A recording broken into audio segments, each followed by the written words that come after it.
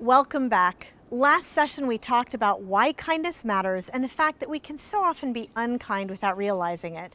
This session, we're going to tackle what specifically that looks like by looking at the temptation to be negative, how we might be negative without intending to, and what we can do differently. One of the most sneaky and damaging ways that we spread negativity, make people feel very uncared for, and reinforce bad thoughts and feelings in ourselves is by venting about someone or something when we're upset. When we do, there's a change that happens, and it's not what we would intend. While I was doing the research for the Kindness Challenge, one of our corporate clients, who I will call Nadia, asked me about the new book, and I shared a little bit. She told me a story of how years ago she was working in a new job in a new state and discovered that her new boss was really quite awful. This new boss was not only demanding, but very harsh, quite a mean person. Nadia and her other colleague, Jasmine, got the brunt of this, and as the months went by, Nadia would often tell Jasmine the latest horror story about what the boss had done. She would get things off her chest, but she started to notice that her colleague never would chime in. She would listen, she would sympathize about something that had happened, but she would never share her own stories, and Nadia knew she had just as many. Finally, one day, after about 6 months of this, Jasmine stopped Nadia one day as she was venting about something else the boss had done. She said, "Let me ask you a question, Nadia. You share all this negative stuff about the boss, and that is understandable, but if you were negative, does it change anything?" Nadia told me she was a bit taken aback, and then she started to feel a little bit sheepish, and she said, "You know, it feels good in the moment to complain, but no, it really doesn't change anything." Jasmine leaned forward and said, "You're wrong. It does change something. It changes you." I told that story in the Kindness Challenge because it really convicted me personally.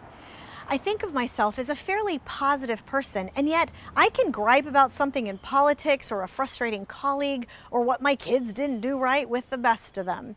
And I don't account for the fact that every time I do that, every time I share that frustration or anger with others, I'm reinforcing negativity in myself. Not just negative words, but negative thoughts and feelings. Let's say you're so frustrated or upset with your spouse or your classmate or your child. As you know, one of the elements of the 30-day Kindness Challenge is to not say anything negative, either to your person or about them to someone else. Another is to find things to praise and say them. Well, if you're irritated with that person and you tell them that you're irritated and you tell someone else that you're irritated, are you going to be more or less irritated?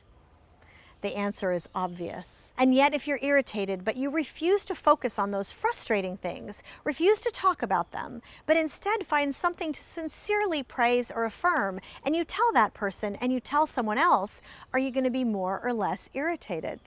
Also obvious. We think we feel a certain way, so we talk that way and we act that way, and that certainly happens.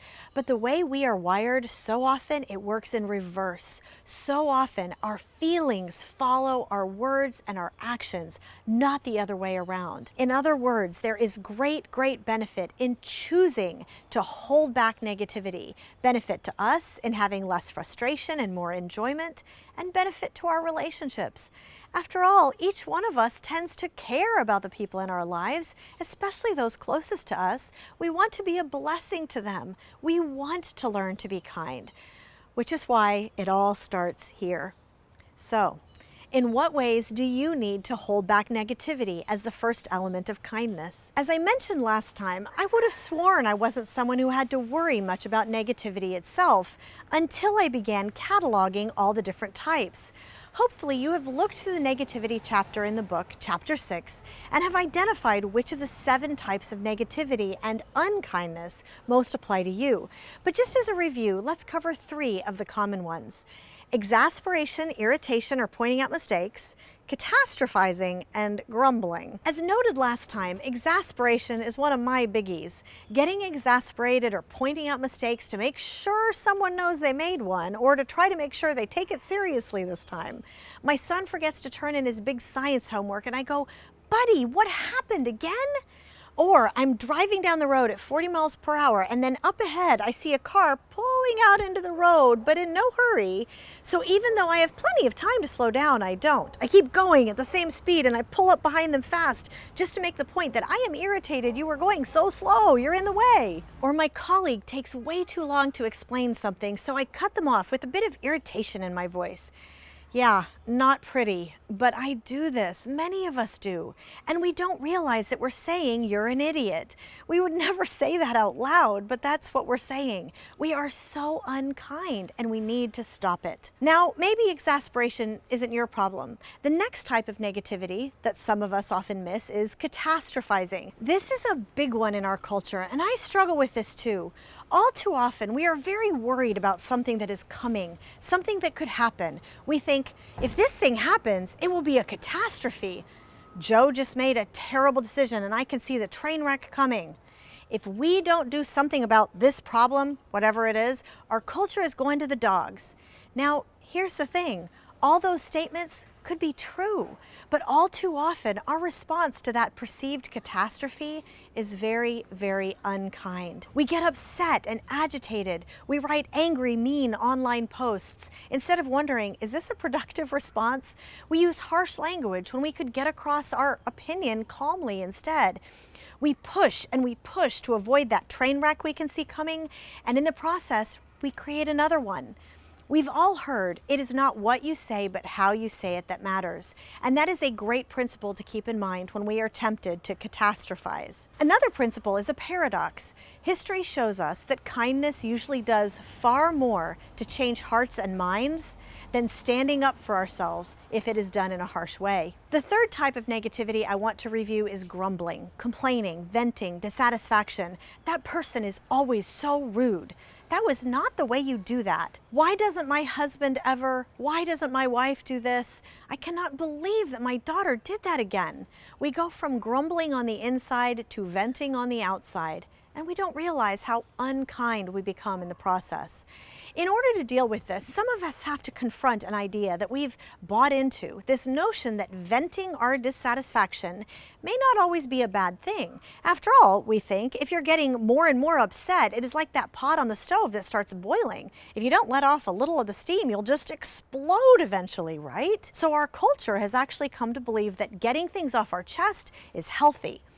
And yet it turns out that that is totally inaccurate neurologically. Don't get me wrong. There's nothing the matter with having a purposeful conversation with a close, encouraging friend with whom you can be totally honest and vulnerable. It's important for us to be able to seek counsel, but that is different from venting just to get something off your chest, because it turns out it doesn't get it off our chest at all. Several researchers have identified that it just screws it down in there more deeply.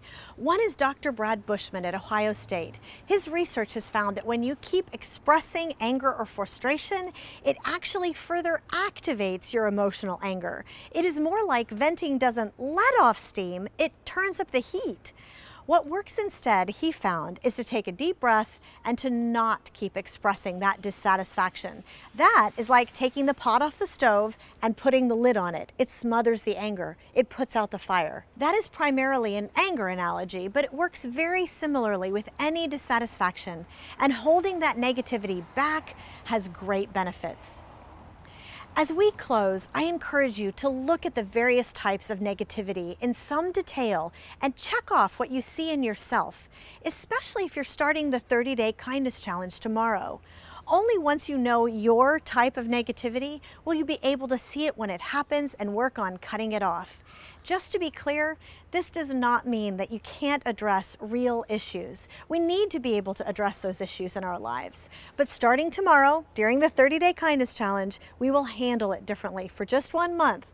But as we learn how to avoid reflexively expressing the negative during that month, we'll also learn a skill that will help us address real and necessary issues in a purposefully constructive and kind way, long after the 30 days are over.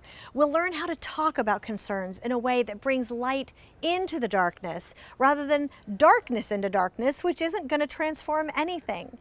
So start by letting your eyes be opened to the ways you have been unkind so you can bring that light into your relationships. And if you haven't yet, sign up to start the 30-day Kindness Challenge tomorrow or whenever your group is starting at jointhekindnesschallenge.com. You'll get the first of the daily reminder emails tomorrow with tips and hints, and start a month where you will see some great things happen. Thanks for jumping in.